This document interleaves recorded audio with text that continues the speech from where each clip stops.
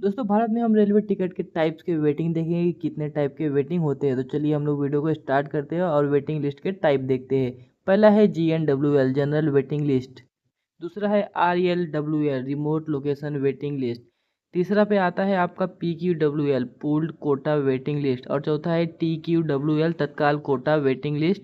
और पांचवा आता है RAC रिजर्वेशन अगेंस्ट कैंसिलेशन। तो चलिए पांचों का हम लोग पूरा फुल फॉर्म जानते हैं। जनरल वेटिंग लिस्ट, यह वेटिंग लिस्ट तब लगती है जब यात्री ट्रेन के शुरुआती स्टेशन ओरिजिन से यात्रा शुरू करता है और उसके लास्ट स्टेशन डेस्टिनेशन तक रुक जाता है।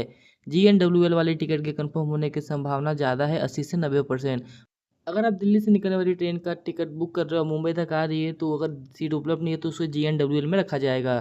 दूसरा है RLWL, ये टिकट उन लोग को दिया जाता है जो कि ट्रेन के किसी भी बीच स्टेशन पे चढ़ते हैं और बीच स्टेशन पे उतर जाते हैं। जैसे कि मान लीजिए कि ट्रेन दिल्ली से निकली है मुंबई के आने के लिए, लेकिन आप अगर ग्वालियर पे चढ़ के नासिक में ही उतर जाते हो तो इसे RLWL टिकट के तौर पे वेटिंग लिस्ट दिया जाता है।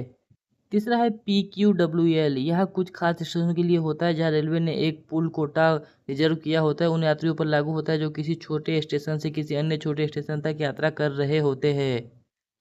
ये टिकट कंफर्म होने का चांस बहुत ही कम होता है 20 से 40% तक। उदाहरण के तौर पे मान लीजिए कि दिल्ली से ट्रेन निकली है मुंबई के लिए, लेकिन आप झांसी से सूरत तक टिकट बुक कर रहे हो और झांसी से सूरत के लिए सीट नहीं होती है, तो इसमें ऐसा वेटिंग दिया जाता है। चौथा है TQWR, ये तत्काल कोटा वेटिंग लिस्ट होता है। अगर आपने एक दिन पहले टिकट बुक किए हो तत्काल में, अगर आपका कंफर्म नहीं हुआ है तो वो ऑटोमेटिक कैंसिल होकर आपका पैसा रिफंड हो जाता है।